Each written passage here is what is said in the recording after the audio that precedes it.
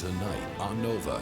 All I could see really was the teeth out of my left eye. Frightening. It folded me in half so quickly I didn't have any idea what was going on. Formidable. And the water was turning all dark around me with blood. Unforgiving. Holy smokes. But are sharks really manhunters?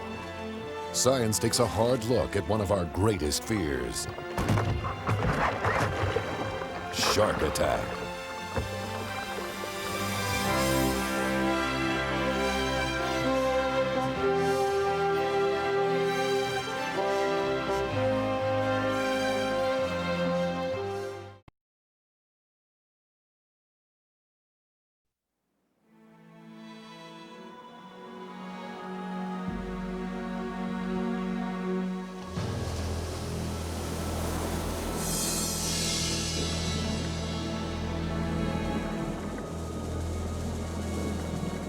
The clear blue waters and rolling surf of the California coast are a playground in the sun.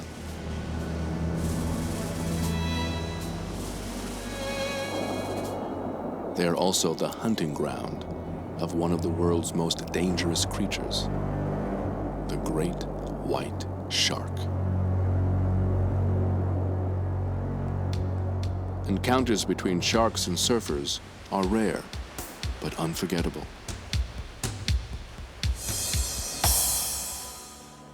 They strike with no warning and little chance of escape.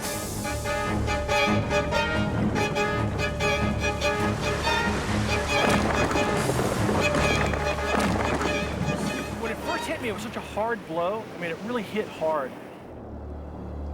Held in the jaws of a 15-foot shark, Kirk Johnson thought it was the end. He felt his body shaking violently. But as quickly as it began, the attack was over. And the shark then just let go of me. And I came to the surface, and the water was turning all dark around me with blood. His back torn open, Johnson was barely able to get to shore. Why did the shark attack? And then suddenly release him? Surfer John Ferrara has asked the same question. While paddling his board, Ferrara was hit by an immense force. Yeah, I describe it as about the size of a Volkswagen, the body of it. It's just the girth. And the fin of it was about 3 feet out of the water while it was just going past me very slowly. And you pretty much know exactly what it is. It's something wanting to eat you, you know, and you want to get the hell out of there. But if the shark had wanted to eat John Ferrara, why didn't it? Like most surfers who are attacked, both men escaped and returned to the water as soon as they could. Some believe surfers are tempting fate. But is the great white shark really a manhunter? The elusiveness of these sharks has shrouded them in mystery. Yet new research sheds light on why attacks happen. As science replaces sensationalism, these sharks may lose their reputation as monsters of the deep. To understand sharks, researchers must delve into their domain. The Farallon Islands lie just 20 miles off the coast of California, west of San Francisco. In Native American legend, their sinister, jagged peaks were said to be the islands of the dead. The Farallons are also a regular feeding area of the great white shark. There are few places in the world where great whites can be so closely observed in the act of killing.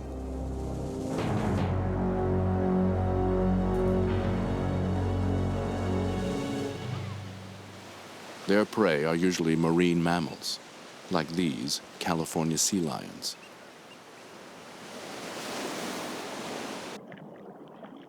Some members of this group have had narrow escapes. But they are not the only animals facing danger.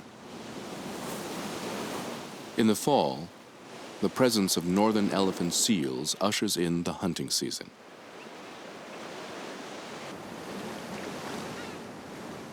It's a busy time for biologists like Peter Pyle, who spends much of the year studying birds. Now he turns to pinnipeds, seals and sea lions, and the sharks that prey on them.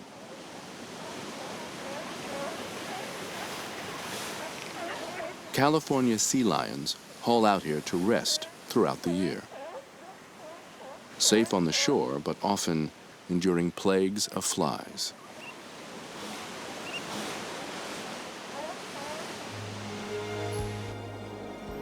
In the autumn, they are joined by juvenile elephant seals coming ashore for the first time in months.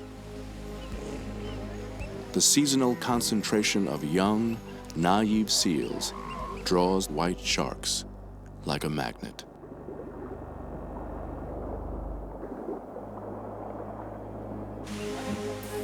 Hauling out on this rocky ledge is a struggle, especially at high tide. Huge waves can wash the seals right back into the surf. Just a few feet offshore, the sharks are waiting for them.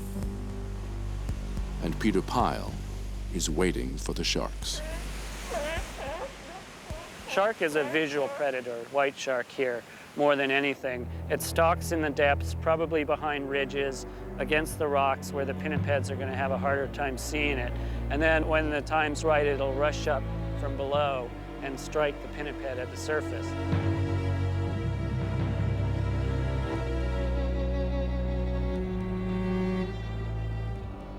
Stealth and surprise are critical elements in a successful attack.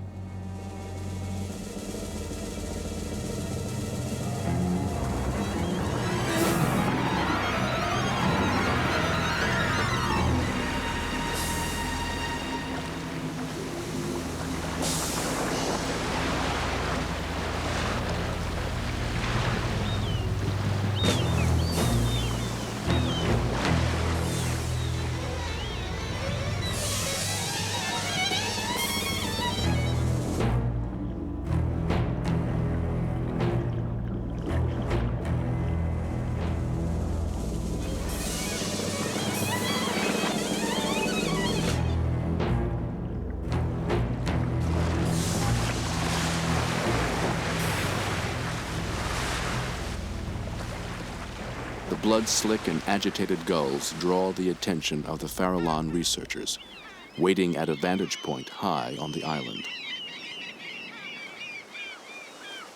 To understand more about where and how sharks attack, the researchers need to pinpoint the location. They will later visit this site to check the water depth and clarity, and whether the kill takes place over rock or a sandy bottom. Shark attack off Shoebrick. About a quarter of a mile out. But now, they want to observe the feeding while it's happening. Pyle hurries to the boat landing. There he joins shark biologist Scott Anderson.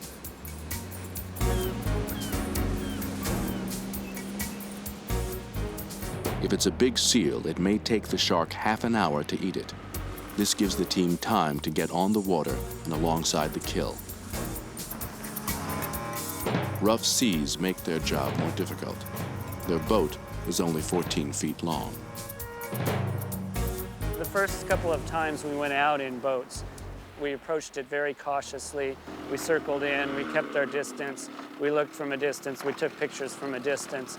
And then slowly we realized that the sharks would come up to the boat, but they didn't have any real intention on doing anything. They were more or less just checking us out. It's very exciting to see a shark in the water. These sharks are huge. You know, we're talking 15 to 18 feet with a weight of maybe 3,000 to 4,000 pounds. And they have an amazing presence in the water. As they move through the area, they're very controlled. They know where they're going before they get there. And so you just are kind of in awe of this silent, huge predator moving through the water.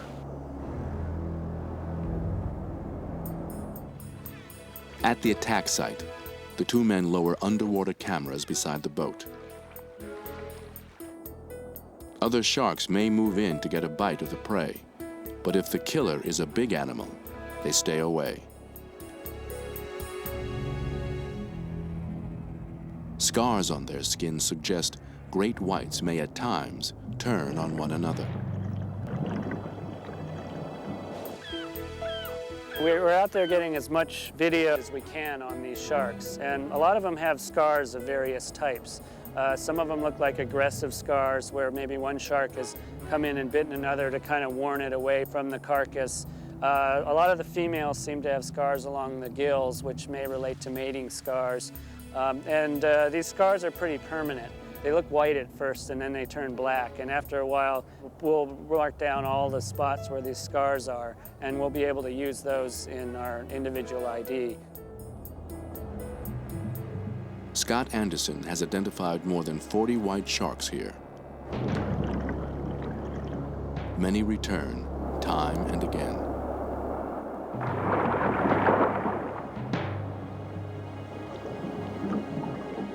After the initial violent attack, sharks feed in a controlled, almost calm manner, contrary to the notion of a feeding frenzy. A shark can consume a 400-pound meal in 10 immense bites of up to 50 pounds each. The Farallon researchers are accustomed to sharing these waters with feeding sharks. They witness up to 70 attacks each season. Still, working in a boat that is smaller than the sharks that surround it takes courage. It's always a thrill when you've got white sharks circling around below you. I don't think we'll ever get over that thrill. They're looking at us, they're curious. It's interesting in that the biggest ones seem to be the smartest about it and know sooner that we're not edible and disappear quicker. It's actually the little ones that we're a little more worried about, maybe the 9 to 12 footers that we see here, because they're less experienced. We don't know what they're going to do. They're less predictable as far as I'm concerned. They're the ones that may end up getting a little excited near the boat. I think they're also the ones that might be hitting surfers more. Surfers are more vulnerable to great white sharks than anyone else in the water. As they skim the surface of the waves, underneath them, sharks may be lurking.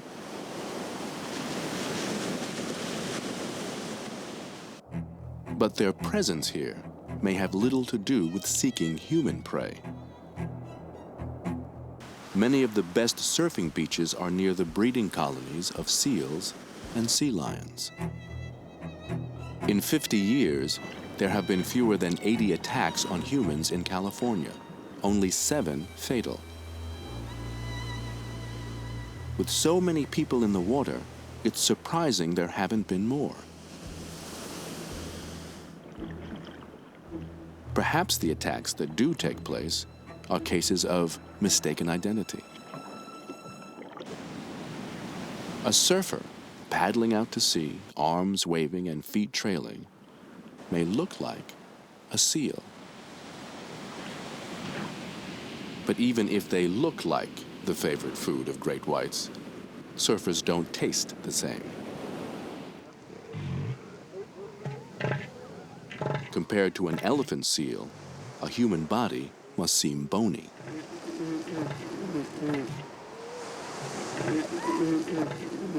The scars on animals here at Ano Nuevo, south of the Farallons, testify to their shark encounters.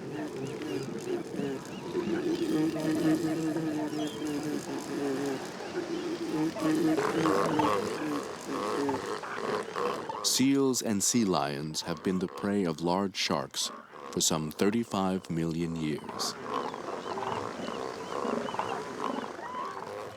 Ferocious as these male elephant seals may be, they are no match for sharks.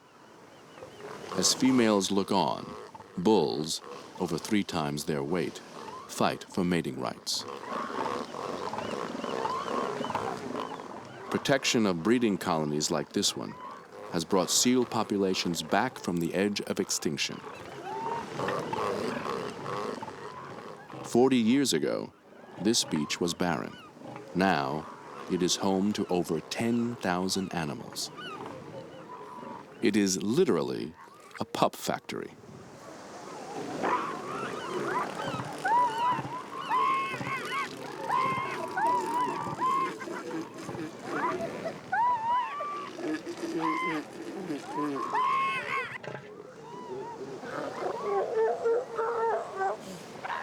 But as soon as these babies are weaned, they will have to leave the beach and start to feed themselves.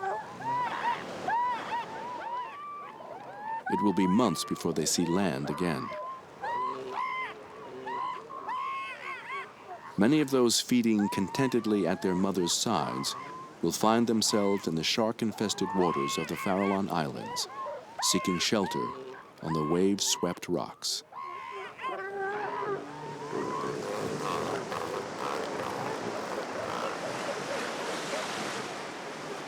It happens every fall, and the biologists will be waiting.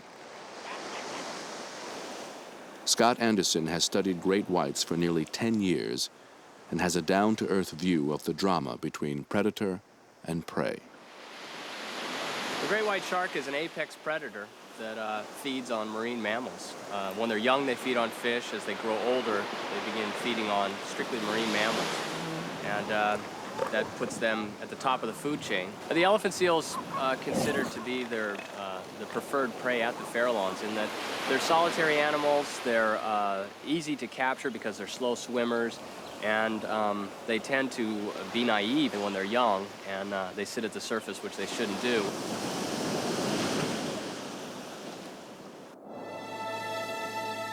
As it patrols beneath the waves, a shark can see the silhouettes of prey above. Great whites cruise 60 to 100 feet underwater, close enough to maintain eye contact, yet far enough to ensure stealth. Sea lions are attacked far less often than elephant seals, perhaps because they travel in groups, with more pairs of eyes on the lookout for danger. These warm-blooded mammals are swift and agile, and difficult for sharks to catch. The great white's hydrodynamic design is adapted more for cruising than sustained sprints.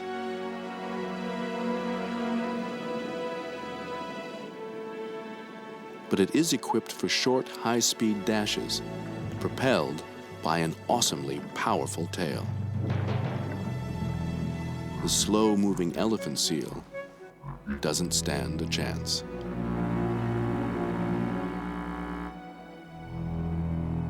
The shark rushes up from the bottom in an ambush attack.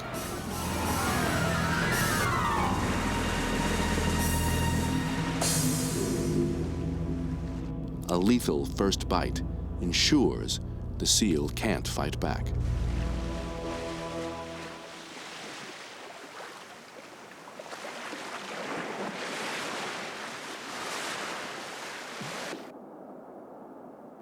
The seal dies quickly from loss of blood,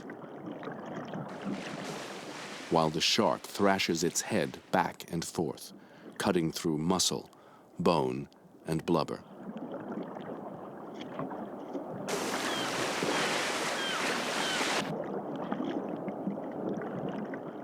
It's a bite that requires the powerful jaw of an adult great white, as biologist Ken Goldman explains. This is a jaw out of a 6-foot animal, definitely a juvenile white shark. And 2 things to really notice are the narrowness in the teeth and nice spiky pointy teeth, as well as at the top, teeth are also fairly narrow, fairly strong spiky teeth. perfect for feeding on fish, very similar to other sharks' teeth that are specifically designed to feed on fish. As they get older and move to feeding on the seals and sea lions, the bottom teeth broaden out at the base, flatten out across here, designed more to grab a hold of the prey. And so you never want to grab a hold of anything that would be able to get out of your mouth, so the teeth are pointed back in, giving grip. The top teeth then come down and are removing that bite.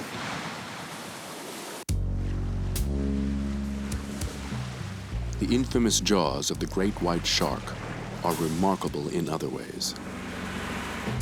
Its upper jaw is not firmly joined to the skull, but can jut forward to clamp down on prey. And the shark has a seemingly endless supply of fresh, sharp teeth. When front teeth are damaged, back ones move forward to replace them. A shark may grow and discard thousands of teeth in its lifetime. Great whites may live up to 70 years, but this, like much about the shark, is still uncertain. They have been captured, but never successfully kept in captivity. Their movement and behavior in the wild is now better understood thanks to remote tracking. Well, the tracking of sharks out at the Farallones consists of feeding a shark one of these. This is a sonic transmitter, and it relays temperature and swimming depth of the animal to me. So when a shark has attacked a seal, we'll go out in the boat and put this in the water with a small piece of seal or sea lion blubber, and the shark ingests this, we're able to start tracking immediately. It's done within the natural predatory sequence.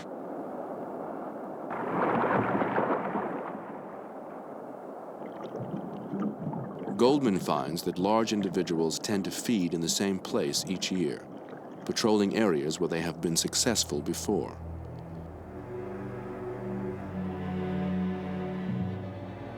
Younger, less experienced sharks move around the islands, looking for chance encounters with prey. The transmitters also show that the body temperature of great white sharks is much higher than that of the surrounding water. And, like warm-blooded mammals, the shark maintains a constant internal temperature. It's probably a very effective evolved mechanism for these animals. This is an animal that is an active hunter in very cool water conditions, and it's hunting a very swift and agile prey. So my hypothesis is that if the animal was not regulating its body core temperature, being much higher than water temperature, it would probably not be an effective hunter. Being warm-blooded also helps the shark to digest blubber, a very rich source of energy. And no prey offers more blubber than a whale.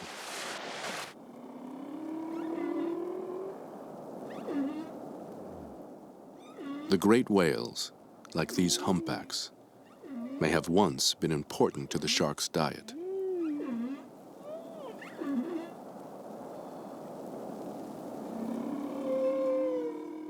Now, these whales are scarce, and to find a carcass washed up on a beach is a rare treat for a foraging shark. If there is one to be found, the shark's acute sense of smell will detect it even from miles away. This humpback whale will provide a huge meal, hundreds of pounds of blubber. The challenge for the shark is to find the proper angle to take a bite out of the massive carcass.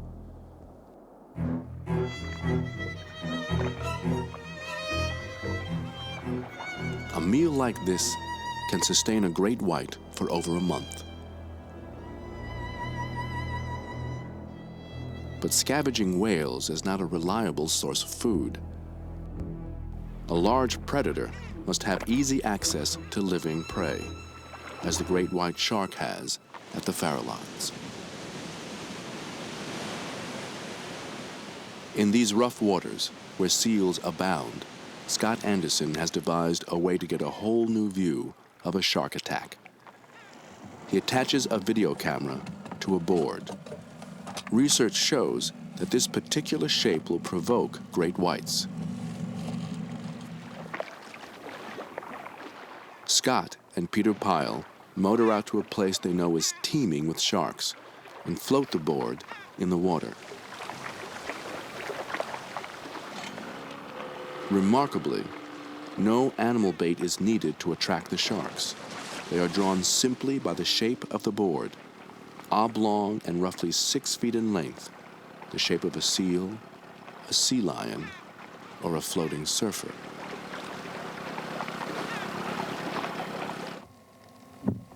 Sometimes, the sharks merely investigate the board and swim by. But at other times, they stalk and attack.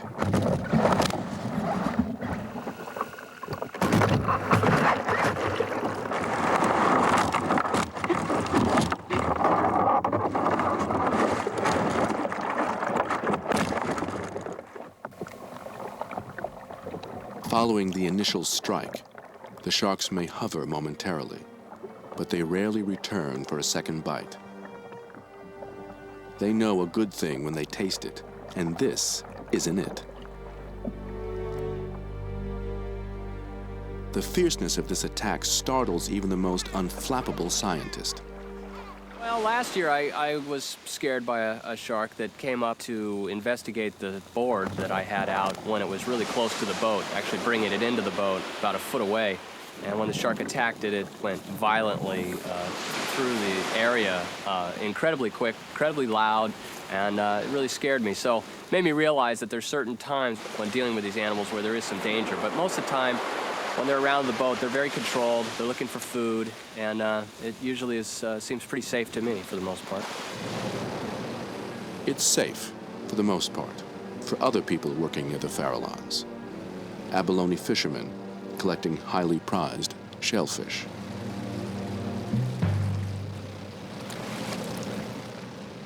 Climbing into waters inhabited by great whites may seem a questionable practice. But even here, the risk of attack is slim.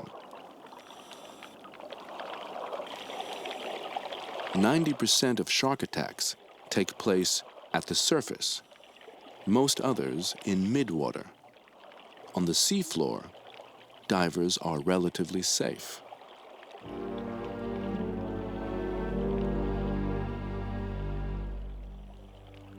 But diving with open wounds or holding fish and other bait is asking for trouble.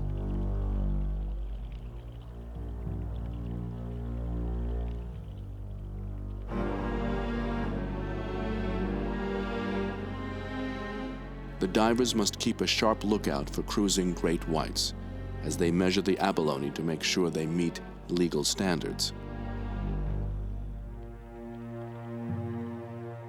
Rod Orr holds the dubious distinction of having been attacked twice in pursuit of abalone. Just at the edge of vision, I saw something, but I didn't realize what it was, and then the little light dawned, and what I could see was the gills on this white shark. And the shark was like 10, 11 foot long, and it closed on me.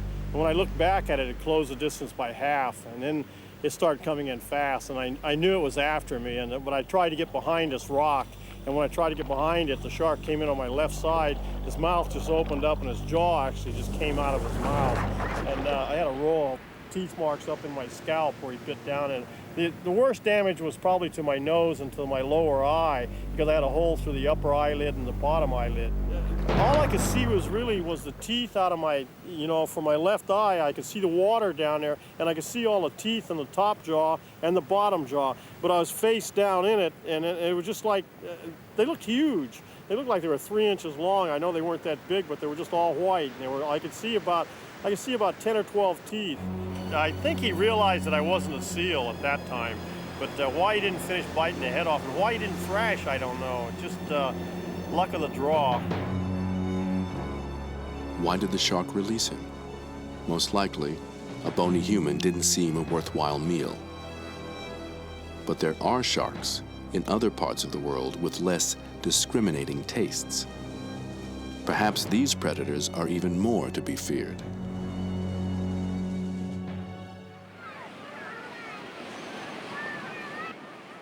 In tropical waters throughout the world, including here in Hawaii, there lives a shark responsible for more attacks on humans than even the great white.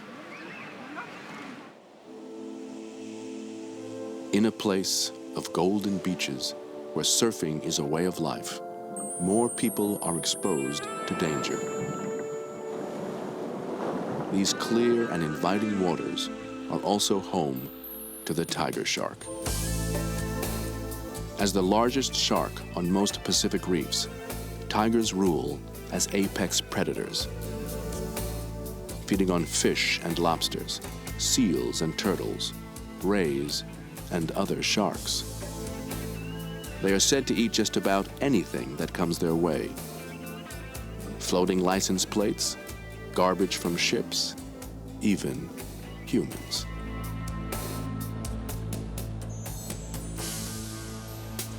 Hawaiian culture has a special word for sharks that eat people, ni'ui. They are animals both feared and respected. Local surfers today reassure themselves in different ways about the dangers of shark-infested waters. Well, I'm not worried about the tiger shark because I feel like that's my alma kua, which means it's a religious belief that Native Hawaiians have about the sharks. Depends. If there's a lot of people around, I don't worry about it too much because your odds of getting eaten is probably a little less. But when you go surfing other secret spots and stuff, that's when you're always like looking down, checking it out. If you were to go surfing, go snorkeling when it's flat, you'd see 1 million turtles, and that's what the tiger sharks eat. Green turtles are common in the tiger shark's diet. Whole shells have been found in their stomachs. But is it possible that tiger sharks could unintentionally attack surfers, mistaking them for turtles? David Silva thinks they might. We're on the east side on the island of Kauai at this beach called Wailua Beach. I got attacked off this point here, about 75 yards out from shore. To me, I think he thought that I was a turtle because my board is yellow, and with my hands paddling in the water, it makes me more look like a turtle. So I think he thought that I was a turtle and he came for me. David Silva was lucky. Other surfers have died in recent years from tiger shark attacks. He was badly hurt, but able to paddle his board safely to shore.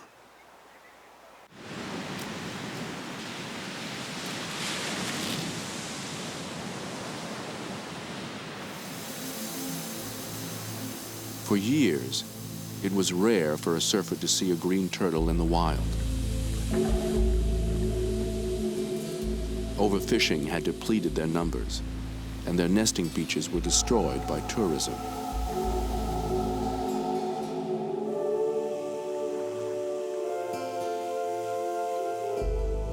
Today, surfers see turtles more often, but with some trepidation. It's widely believed that more turtles mean more shark attacks on people.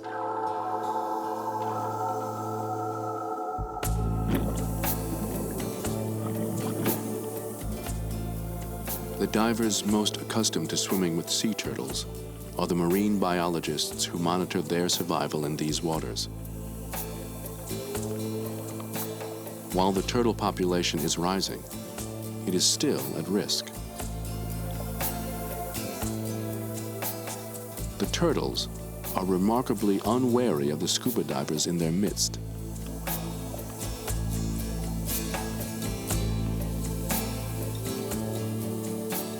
On the sandy bottom, a mile off Honolulu, the scientists can catch the turtles by hand.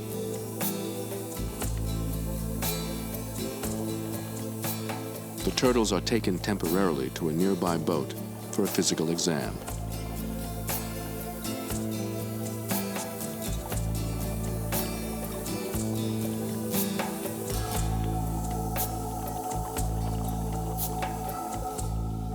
George Balas is a research biologist with the National Marine Fisheries Service in Honolulu. He is not convinced of any link between turtles and sharks. Our research program started in 1972, 22 years ago. We have specifically gone to places in Hawaii that are the best sites for turtles.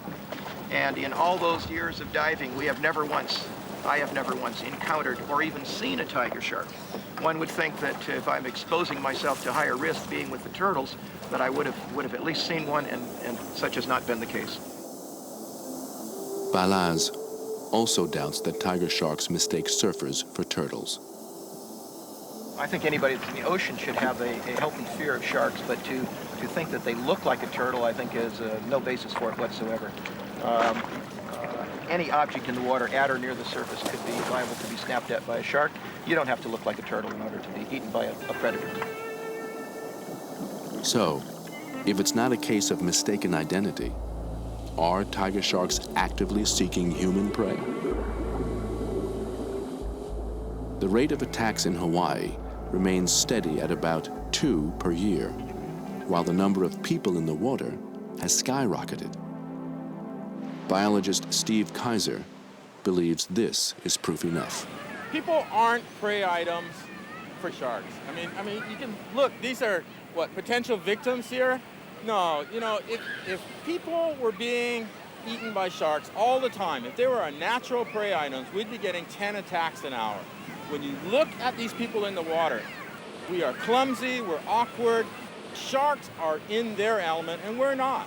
They would be taking these guys every minute of the day. I mean, we are like fatted calves waiting to be slaughtered out there.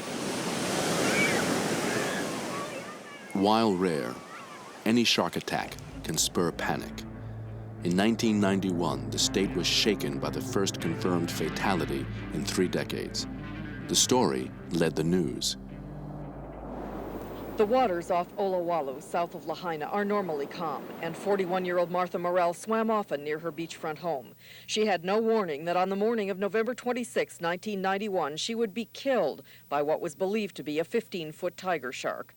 And then all of a sudden the boards flipped over. In the months that followed, there was a rash of 5 more attacks, 2 of them fatal. His bodyboard was found with a huge bite out of it. With each attack, the outcry mounted. After the attack, city and state officials closed beaches from Makaha to Makua until an effort can be made to find the killer shark. Under pressure from the tourist industry, the state of Hawaii set up a task force to deal with the attacks. Kaiser is the same man who just 2 weeks They went ago beyond closing beaches. They killed any tiger shark found in the area. Kaiser said the drill is the same this time around. Well, as soon as people started, there were shark attacks that were happening and a few people were killed by sharks, there's a huge public outcry to do something about this situation. After each attack, the state set fishing lines in the area. The goal was to hunt down the shark responsible for the terrifying incident.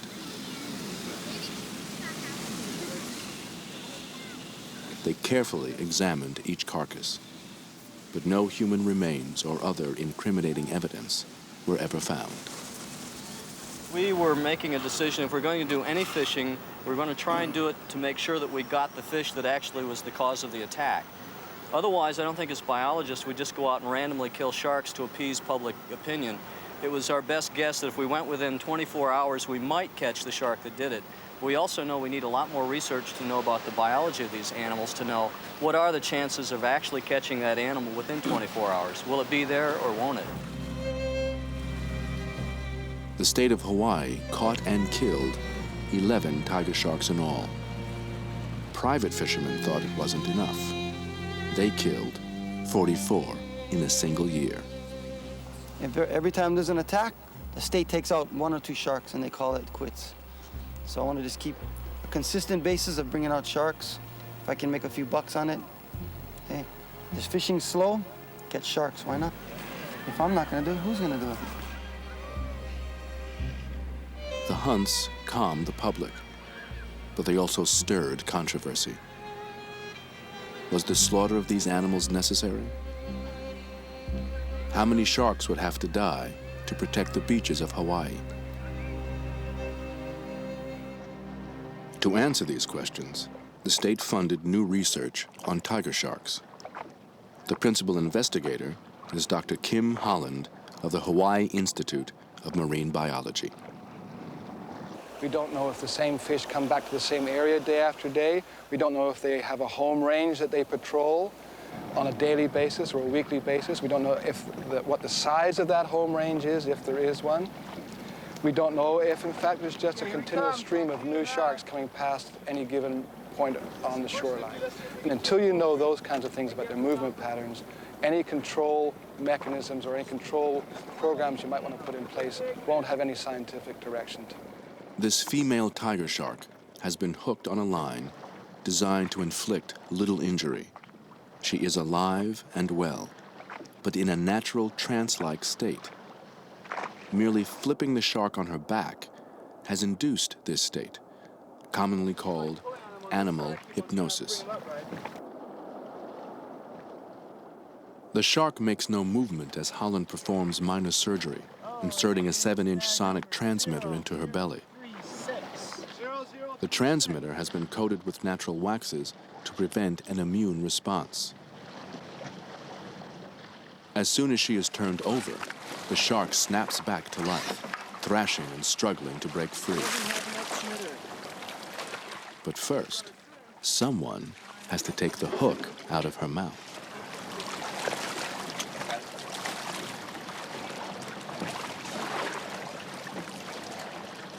One of the things we're finding is that these sharks have no qualms about going offshore into deep blue water. One of the preconceptions was that these animals were coastal. This isn't the case at all. This study is the first to track tiger sharks in the wild.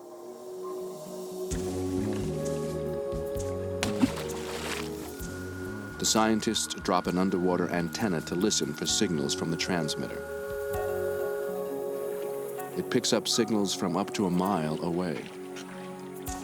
The ship will stay on the trail for as long as the fuel and the team's stamina hold out, usually for 48 hours.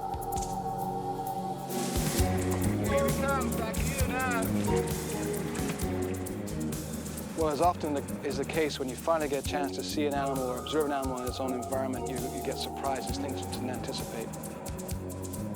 The common notion that tiger sharks patrol a small coastal area, that each shark has its own personal territory, is soon overturned. Instead, the researchers find the sharks travel great distances from island to island and dive as deep as 1,000 feet. We had no idea that these fish had this ability to go so deep so easily and without apparently any restrictions on their movement patterns. So again, these are the kind of things that you can't find out without observing the animal in its own environment, and this is the first chance that we've had to do that with tiger sharks. Holy smokes. So far, Holland and his team have tagged over 80 tigers, from 1,000-pound adults to 60-pound juveniles. Their work is the most extensive to date on the movement patterns of any large shark. Sometimes the researchers encounter and follow the same shark weeks or months after the initial track. The sonic transmitters last for about a year, which allows the team to look at whether tiger sharks return time and again to a specific location.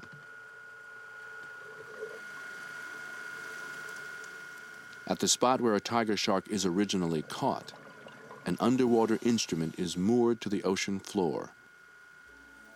It serves as a listening post and records when and how often sharks revisit the site of their capture.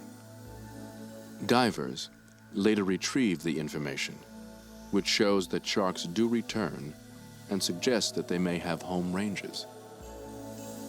But the time between visits extends anywhere from a few weeks to a few months. Holland's tiger shark research, together with the countless hours he has spent with these animals, convince him that the sharks may have more to fear from human hunters than humans have to fear from them. Well, one of the things we're finding in our research is it's not hard to catch tiger sharks. There's a lot of tiger sharks out there, and there always has been.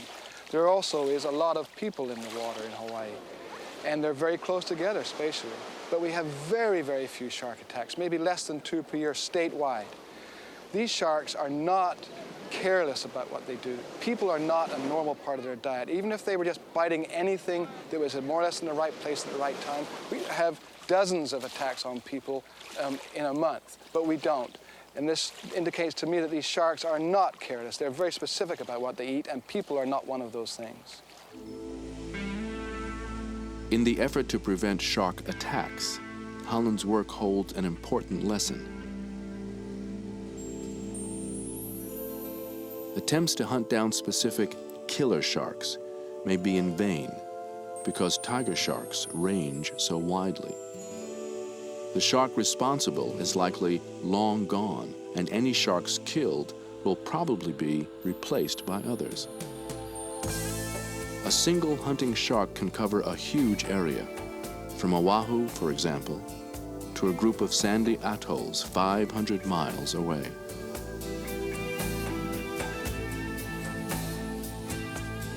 This pristine underwater wilderness is rich with marine life.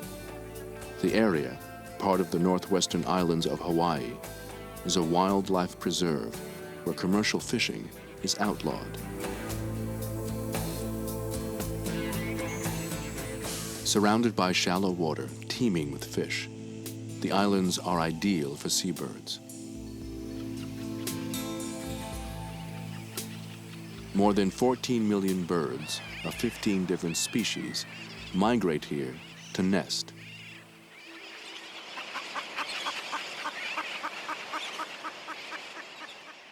And tiger sharks come the same time each year to prey on the offspring.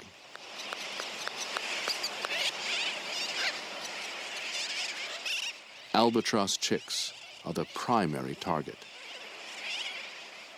These babies will grow rapidly on a diet of regurgitated fish. By mid-June, they will be fed less and less often. Soon, their parents will leave the island, and the chicks will be on their own.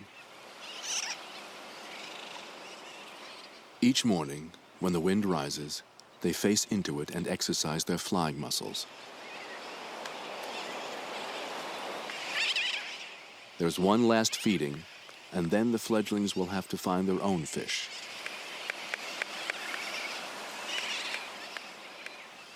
They make their way into the water and face the dangers that await them.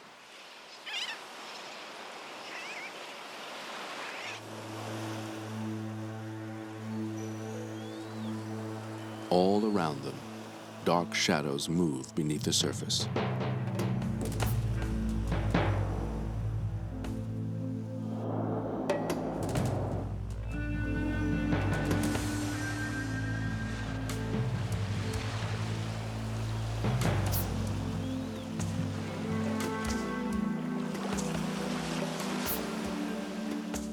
Catching winged prey is a test of a great hunter's prowess.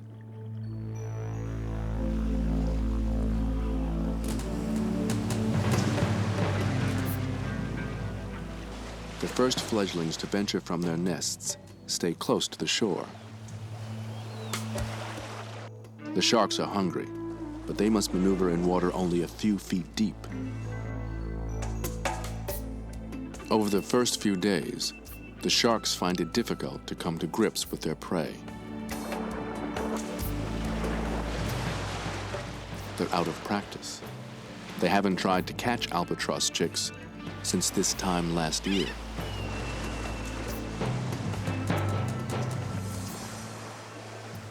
The chick fights back, pecking at its tormentor, instinctively aiming for the shark's most vulnerable spot, its eyes.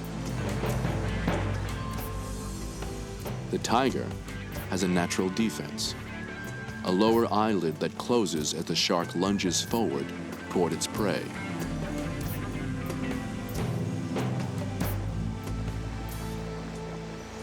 During these first few critical days, some chicks learn to fly in time to escape. But the tiger sharks cruising these waters have other options. The northwestern islands are the breeding ground of the Hawaiian monk seal, an endangered species rare around the main islands. There are only about 1,400 of them. For tigers, as for great whites, marine mammals are a source of energy-rich blubber. Some of these seals have bite scars and missing flippers, and keep a sharp lookout for sharks. But at this time of year, the tigers may be less interested in seals than usual. For days on end, albatross chicks have been testing their skills on the open beach where the breeze is strongest. Once on the wing, they might not return to the islands for 3 years, if they survive that long. The sharks have also been practicing.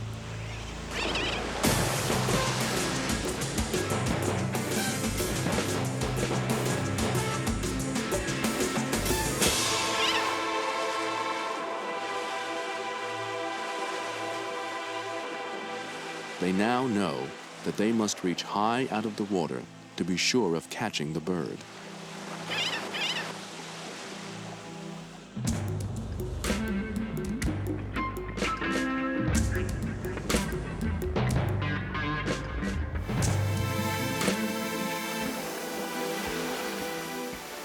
If it misses on the first strike, the shark turns and follows the chick upwind.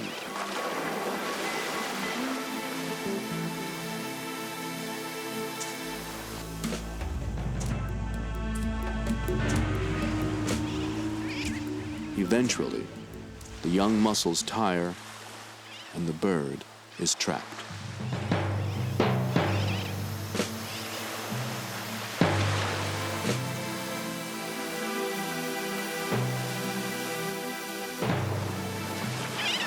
About 1 in 10 chicks falls victim to sharks each year.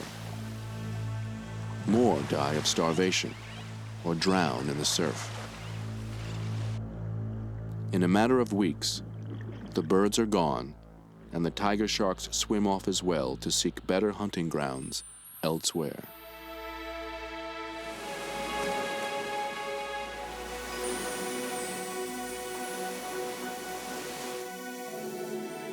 Legend says it is folly to play in the surf around sunrise or sunset, that this is the time when sharks come to feed. Like other folklore, this belief is being overturned. Tiger sharks may be in these waters at all times, but they are not here to hunt humans. If sharks were man-hunters, surfing would be suicide. These animals are powerful, adaptable hunters, occupying their rightful place in the ocean.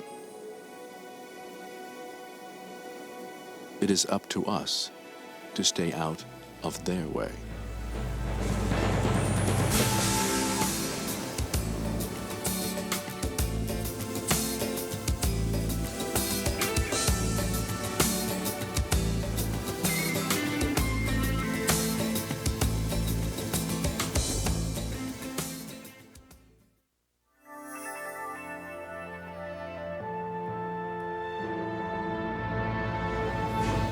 Shark bites don't hurt if they're digital.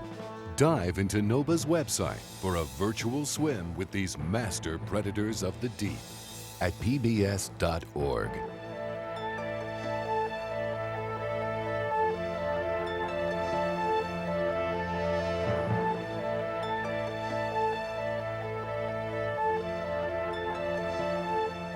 To order this show for $19.95 plus shipping and handling, call 1-800-255-9424.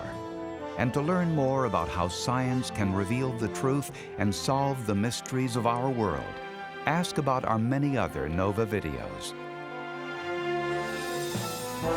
Next time on NOVA, breakthrough microphotography reveals the exquisite diversity of life on Earth and the surprising threads that connect us to a common ancestry. From the photographer who first captured the miracle of life, a 3-part special, odyssey of life.